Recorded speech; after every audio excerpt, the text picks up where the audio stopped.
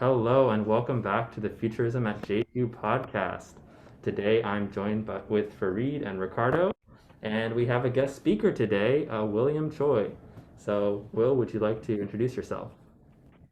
Yeah, for sure. Hi, everyone. My name is Will. Very excited to be here. I guess a little bit about me. So I am a Hopkins alum. I graduated this spring of 2021. I studied neuroscience and philosophy as my majors, and I am currently pre-med, actually applying to medical schools. So my career passion is, in medicine, hopefully get to practice in the future.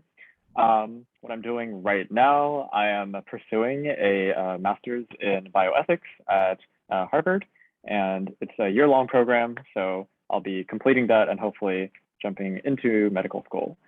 Um, and in terms of why I decided to pursue these interests, I guess I don't know if you guys like want me to also talk about like my college interests as well, or Yeah, for sure. sure. Okay, okay. So yeah, I guess neuroscience started. It was in high school for me. I took this local college course on like drugs in the brain, kind of on a whim, and ever since then, I think it's just really cool that we have like a physical organ that kind of controls how we perceive things and tells us how to behave and all that. And philosophy, I also took this course at Hopkins right before I matriculated here. It's called Mind and the Machines, I think. And it's basically a neuroethics course, neurophilosophy course. Super interesting. And I was like, okay, like I like this. I like talking about, ethics and philosophy. And so that's why I decided to do philosophy as my second major. And finally, my bioethics master's. I'm going to be, I guess, tackling a lot of ethical issues in the realm of medicine, and I guess I came here wanting to find some answers to those, and I anticipate walking away with maybe more questions than answers, but I think that's also kind of the nature of the work. So yeah. Um, was there anything else? Oh, bioethical interests, Yeah. I think. Okay. Um, yeah, I'm honestly interested in a lot of things.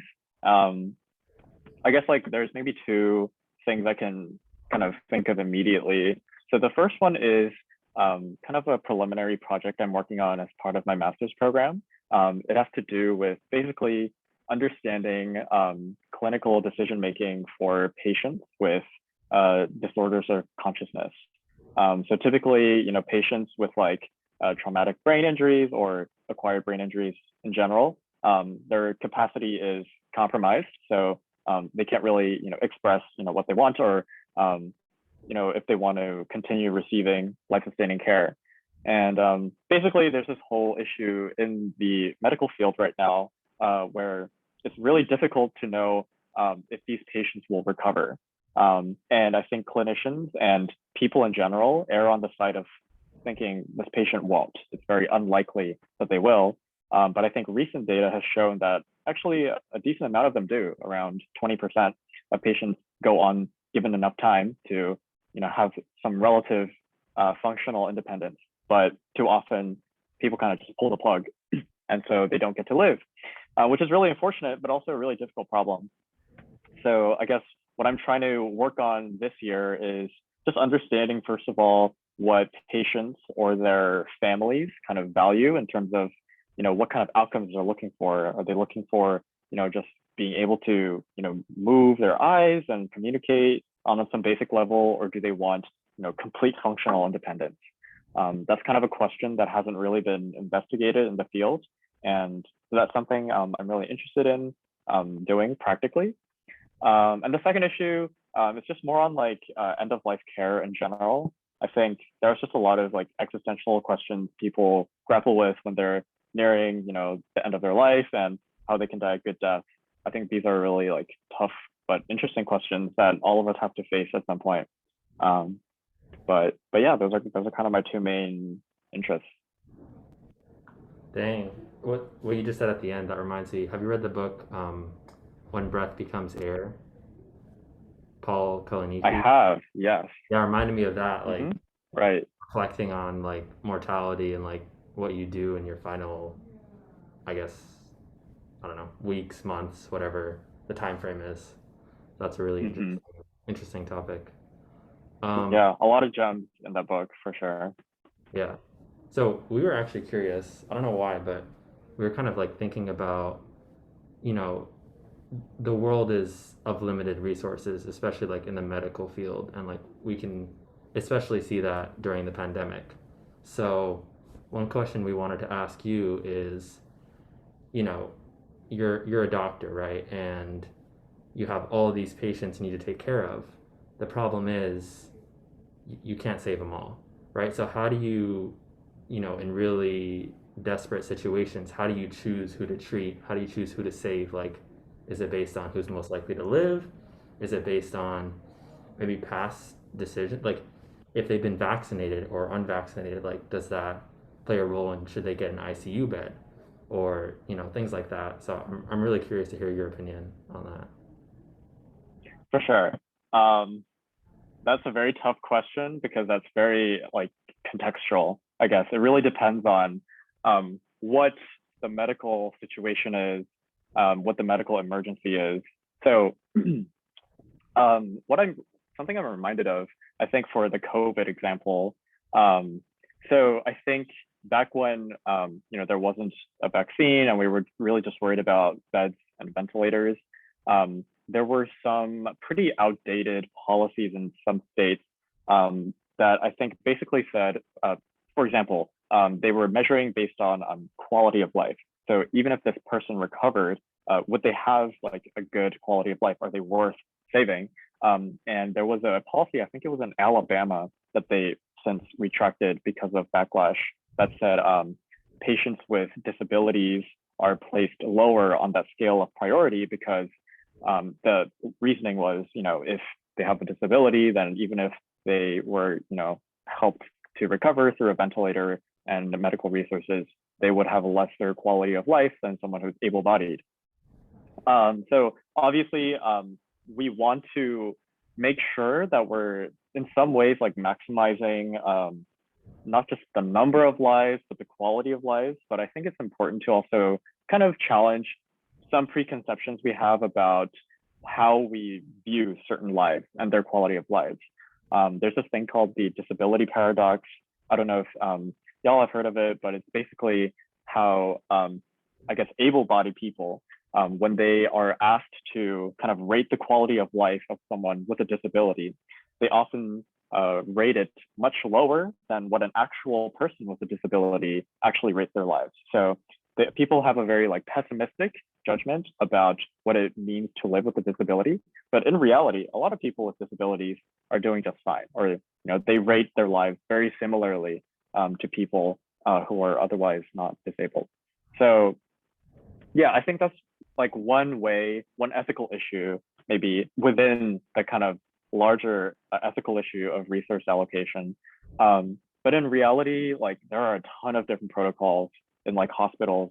Some people or some just do it by first come first serve basis. Some people might prioritize children over adults. Yeah, it's very contextually dependent. And I'm happy to like talk about maybe like any hypothetical scenarios, but those are kind of my thoughts for now, I guess.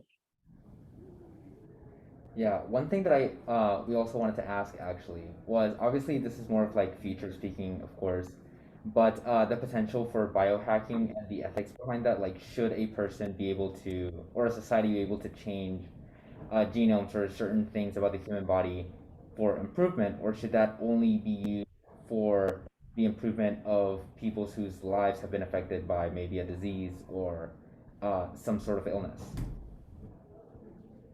Right. So you're talking about like maybe cosmetic genetic changes versus maybe more disease focused ones. Yeah, both like cosmetic and maybe like ability wise. Mm, interesting. Um, yeah, I will say so. I'm again kind of reminded about the way we view disability in general and like disease in general. So I guess it's easy to say like, sure, let's cure all the diseases, cure like autism or Down syndrome, and there's other diseases as well.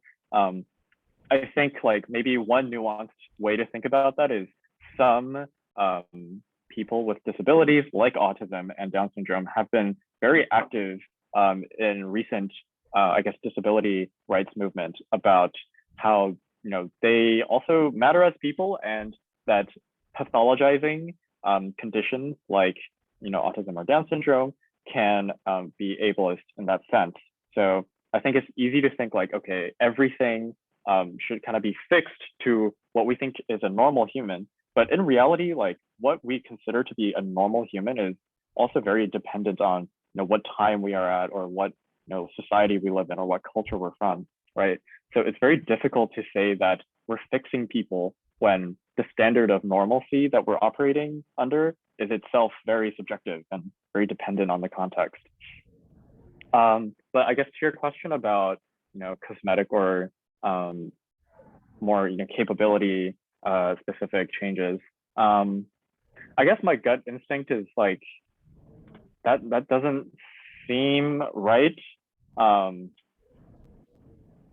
Yeah, I don't know if like you guys were thinking maybe in the context of like sports, or just like looking attractive or whatever. I guess yeah, that's kind of the problem with like research ethics as well, is that we have a lot of cool research going on, but sometimes we have to ask ourselves, what kind of society are we creating or potentially creating, rather than just focusing on can we do this. I think like, especially through some interactions I've had here with some people who are actually on IRB boards, they don't really get to talk. I don't think it's even like a consideration in IRB, which is like a research, research review committee, essentially. They don't talk about societal impact of a research. They just really talk about like the protocol and whether they're getting informed consent from the patient or the embryo, whatever. But that's it. They're very limited in their scope of discussion. So I think like maybe yeah, in the future we might have genetically modified babies with like blue eyes or something, or like taller height. But I think like it also, even if it's like legally possible and people are legally allowed to do that, I think it does bring to question, what do we as like humans or as a civilization really value? Do we value these superficial things, or maybe, are there more things we can change in terms of our values instead? Yeah, I really Yeah. like that idea. Like, I feel like I always bring that up. Like, maybe we can do something, but like we should think about should we do it and what the implications for society will be. I actually wanted to Mhm. ask you as well. I think it was the 2018 where the Chinese scientist He Jiankui, I think his name was, they Yeah, yeah. engineered the baby twins, and I was curious like what you thought about that, because to me, when I heard about that, I was extremely shocked. Like I didn't think this was happening so soon. I thought it was something that would happen in like, like a decade or something, but it literally happened like a couple of years ago. So I'm curious, like, Mhm. where does that put us now? Like it's been done. So where does that put us in terms of, I don't know, just the societal impacts of, now there's genetically engineered humans out there, and you know, there potentially will be a whole new line of humans who have, you know, these genetically modified genes, I guess. Yeah. Um, so I think if I remember correctly, those twins were genetically modified against HIV or something. And I believe they're still alive.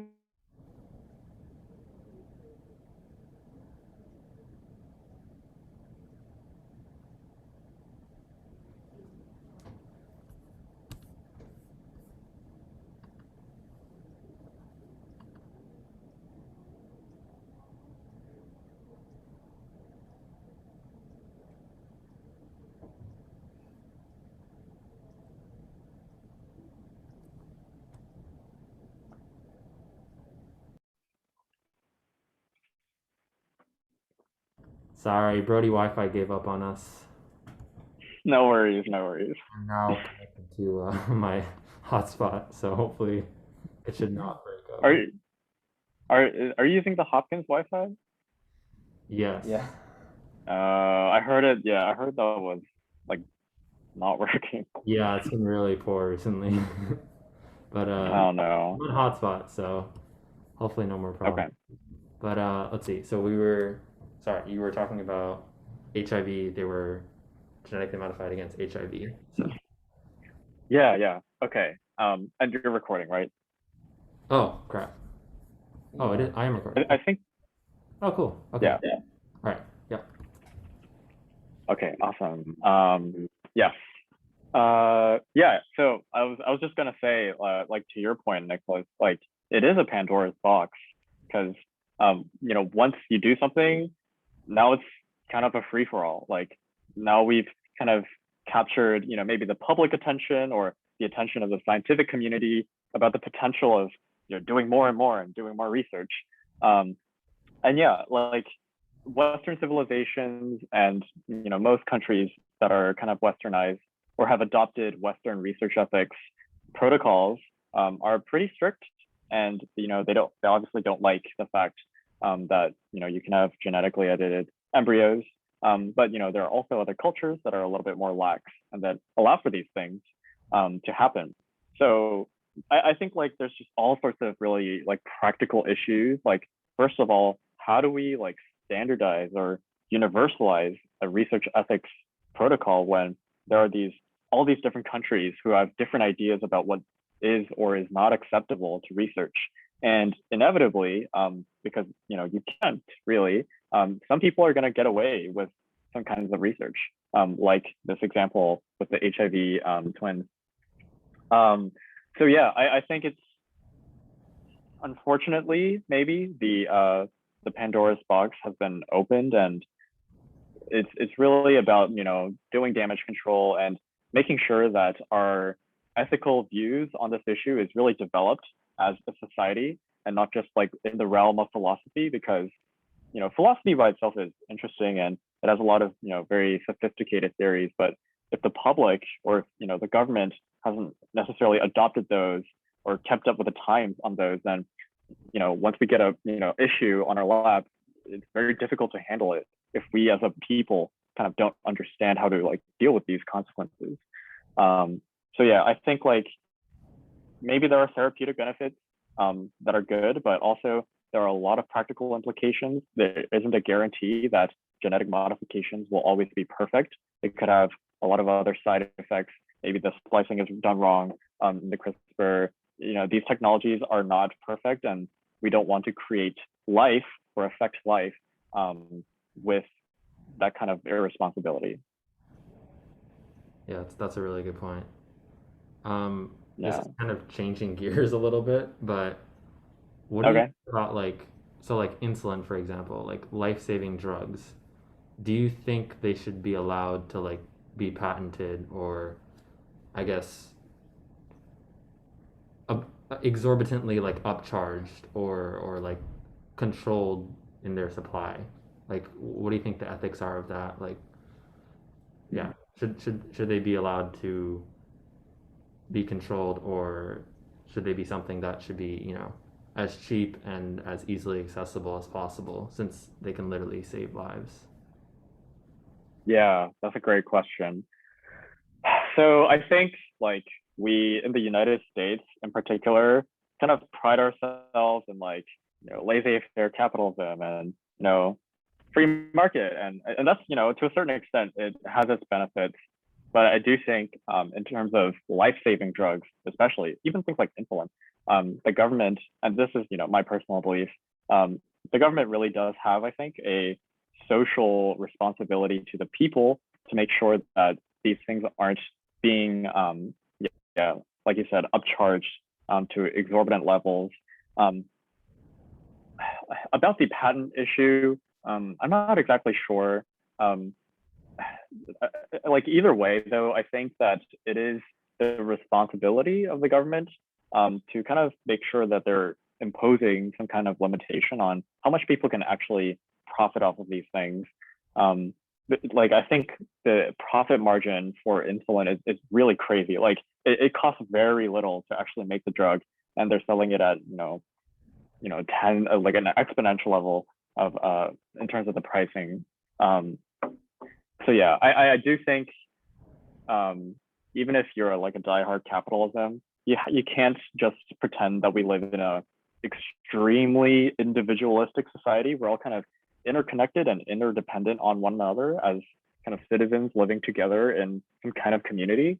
And I think just making sure we have these communal values and that we're understanding that our individual actions have societal consequences is hopefully as a people we can kind of move towards having more of those legal limitations. That kind of also like, sorry, I didn't want to like hijack the conversation, but that also kind of reminds me of like the whole masking situation and even the vaccine situation, because you hear a lot of arguments about people claiming it's my individual autonomy and I get to do what I want. I can choose not to mask. I can if you're afraid of the virus, then maybe you should stay inside, etc. But at a certain point, as much as like we as a country might value like things like freedom and liberty, we give up some liberties and we give up some freedoms so that we can live in a society. We give up our freedom to murder people or to torture people or do all these terrible things. But you don't hear people saying like, oh, those are like they should be protected by the government, right? Because at a certain point we have to function as a society, and no one can live as a total island. So I think like that's where when it gets to things like masking and vaccines, to a certain level, that has to come into play as well. Sure, it's your personal decision, but also we do live with other people, and we kind of have to work together to achieve some common goal. And I think the United States has a particularly unique trouble of finding that common ground. True. We're very individualist society. So Mm-hmm. Yeah, one thing I wanted to ask, and it might be related a little bit to like the business and like research side of science and about all these things, was how we've seen in popular media, like the resurrection of different species in years past, right? Like humans have had like very catastrophic effects on wildlife, animals that are now extinct. But if there was the potential to bring them back, and maybe it was, I don't know, possible to do it, like, do you think it should be done? Or like, if it should be done, should there be a cap on maybe like the amount of time that needs to pass, or you can't resurrect a species that has been extinct for like millions of years just due to the potential difference of the environment during that amount of time? Yeah. So I don't know if this is what you're referring to. I do remember there's like a recent grant, like millions of dollars to this scientist. I think he's actually at Harvard Med or like Harvard, to like resurrect the woolly mammoth or something using like Asian elephants. Yeah, that was pretty controversial for sure. Even like the people I know here. Yeah, I do like personally think we have to think about like what kind of resources we're using, because we have only a limited amount of time and money to spend on these things.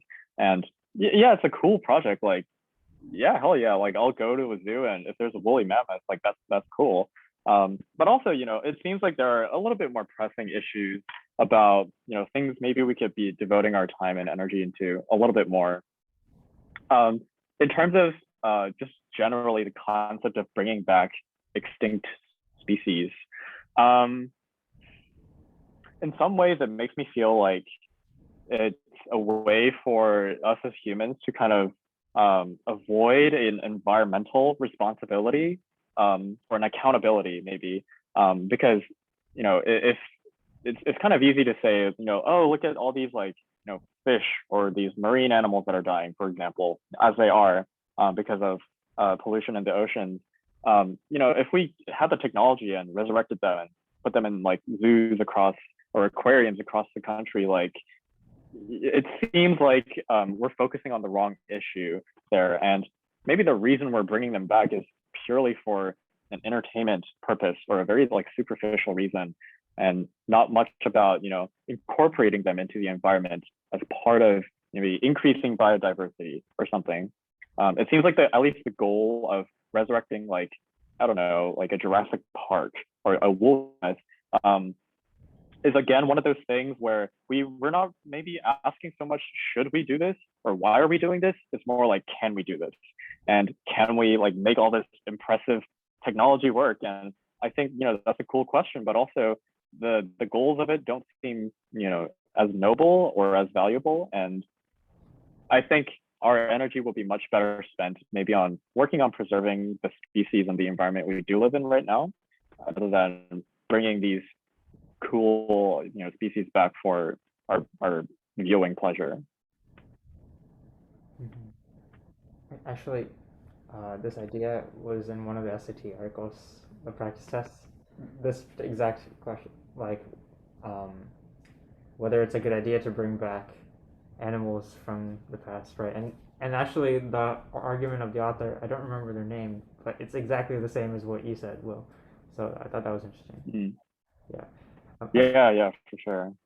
Like, if you don't mind, like, actually, I remember in the very beginning, you said that when people are deciding whether to pull the plug, you said that 20% of people survive, right? I'm just wondering, like, is there a way to know which 20% will survive?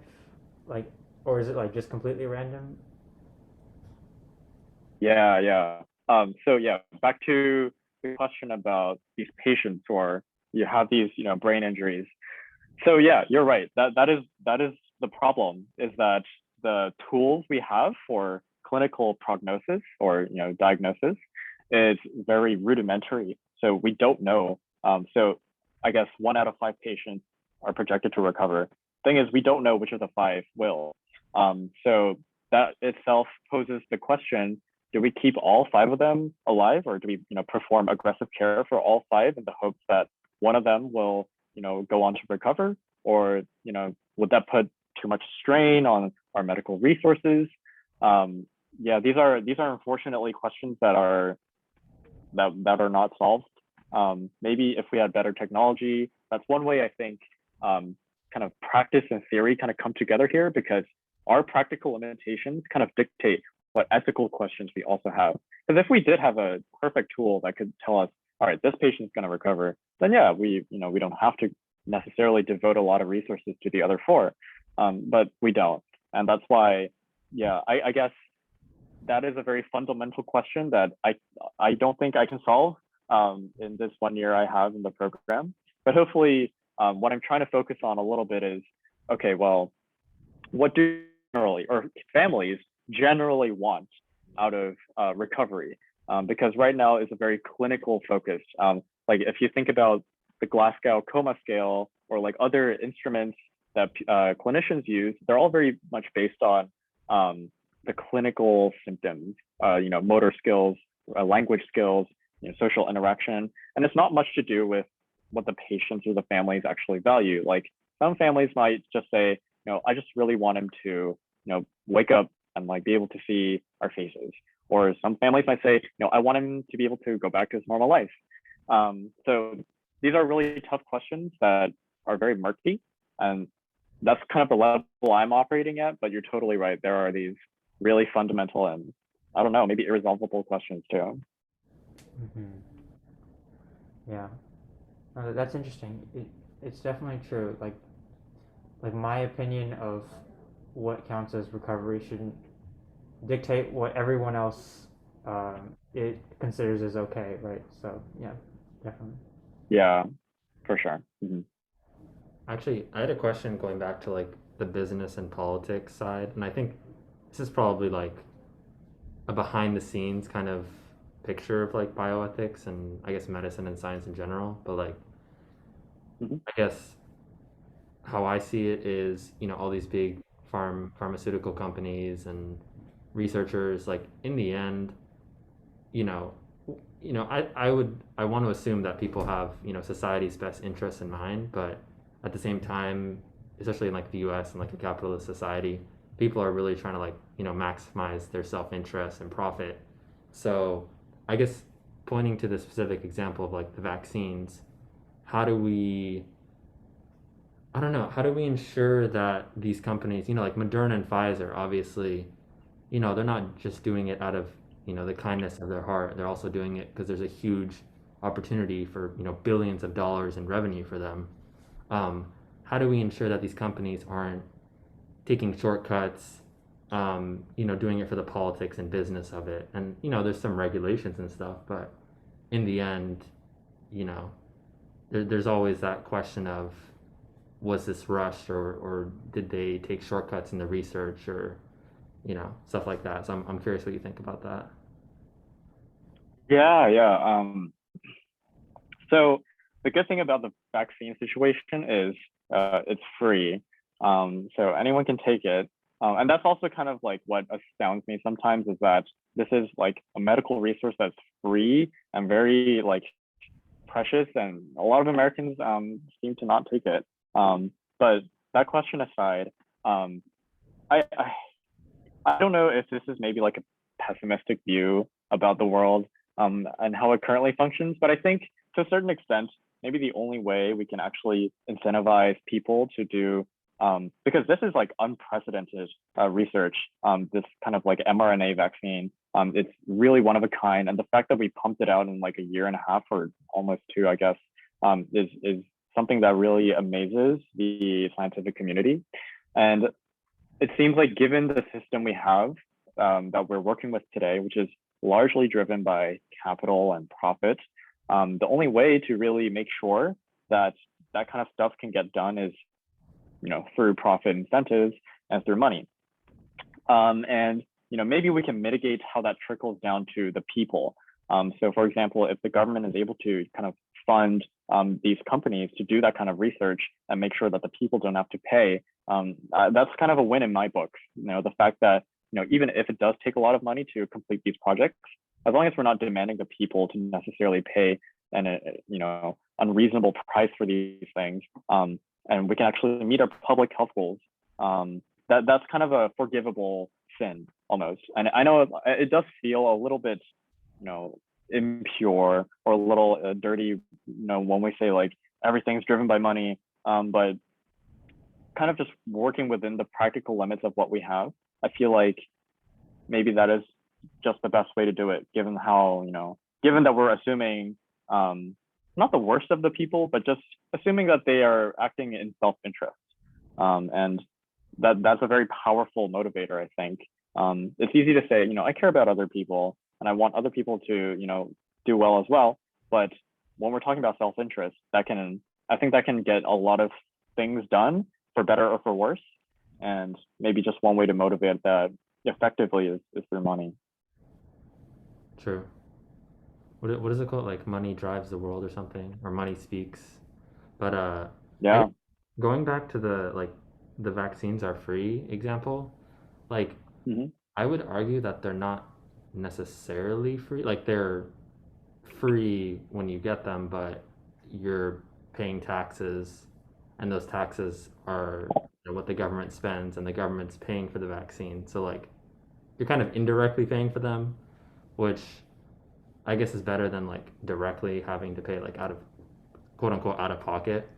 But I don't know, I just thought I'd like make that comment because I guess it's not entirely free in a way.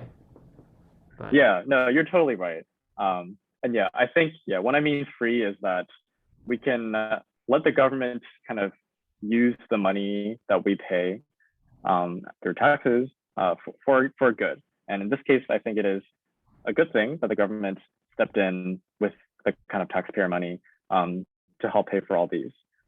Unfortunately, that's obviously not the case with other drugs. But I think that's kind of the practical things that we're asking the government to do, is to step in and chip in a little bit more of what we're asking the government to do, using the money that we pay through our taxes to promote public good, whether it's healthcare or these public health emergencies or other kind of socioeconomic goals. Yeah. okay, so to, I guess, kind of wrap up the discussion, I'm just curious, like, to, anyone who's listening to this, what would you suggest to them? Like, how can we stay informed? How can we make sure we're having these conversations. And I guess this is kind of bigger picture, but how can we as a society, I guess, make sure we talk about the implications of what we're doing and like, regulate and make sure we're not like rushing into things and yeah, really just thinking about the implications and possible consequences and just trying to make the best, I guess, bioethical decision possible. Yeah, for sure. That's a great question. I think so. To the first part of that, how to stay like informed as a citizen, as a person, um, just read a lot. I think even things like news articles. I think unfortunately we've kind of lived in an age where we have all this access to information and people don't read beyond the headlines. The headlines can sometimes be pretty misleading, but the actual content of the news can be pretty valuable information about the actual facts that are going on. And if you're like maybe a little bit more familiar with more clinical literature or other sources on the internet, they're relatively informative. And I don't mean like the crazy kind of extremist propaganda stuff, but just like general stuff you see, maybe like on PubMed or an article or like it's just a general news article. Um, yeah, make sure to keep an open mind. And I think unfortunately, we like this country feels divided because we just live in these different realities where we can't agree on like basic facts. Yeah, and yeah, hopefully, like I can see maybe some of y'all agree with this, but it's not that difficult. You actually have to like I feel like really try to find these crazy like conspiracy theories and try to justify them as fact. Whereas our access to basic information is a lot closer to our fingertips than we think. So yeah, reading beyond the headlines and just making sure we keep an open mind. Um, to the second question, I guess about how we can maybe just prepare ourselves for these conversations a little bit better. I think in general, what's helped me is to be able to, so we all have, first of all, our intuition. We naturally kind of lean to one side of the argument or the other. And that happens with everyone, including myself, obviously. And I think what's been helpful for me is to, first of all, identify like which side I think is right, and then go to the opposite side of the issue and try to make the best case argument for that side. And really be able to speak as fluently as I can in that other side's language so that I know exactly how, whether I have weaknesses in my side of the argument or if there are ways that I can respond to those arguments. I think it's just a very important part of the rational reasoning process to understand like you're not just clinging on to dogma or principles or just blind intuition, but you actually have good reasons to support the arguments that you have. And you can also kind of see where the other person is coming from. And I think a good way to convince people over to your side is if you can identify what arguments they think are the most important, be able to almost, say the same arguments they can so that you can understand what would convince you to your side if you were in their shoes. And I think it's hard to do that on a global, like a national scale. But if you have like friends around you or just close friends around you with slightly disputing beliefs, and like I do, I just talk with them and I try to understand where they're coming from. And as long as you're being good faith and you generally want to reach some kind of consensus, usually you will, or at least they'll understand where you're coming from as well. And I think that's one way we can kind of make progress on maybe this different moral stances we have. All right, cool. Well, this has been a fascinating conversation. Really Yeah. good ideas from everyone. We really appreciated Mhm. having you, Will. Thank you for Reed and Ricardo. And that concludes the Futurism at JHU podcast guest speaker episode. And we'll see you on Awesome. the next one. Bye. Okay. Thanks for having me. Yeah.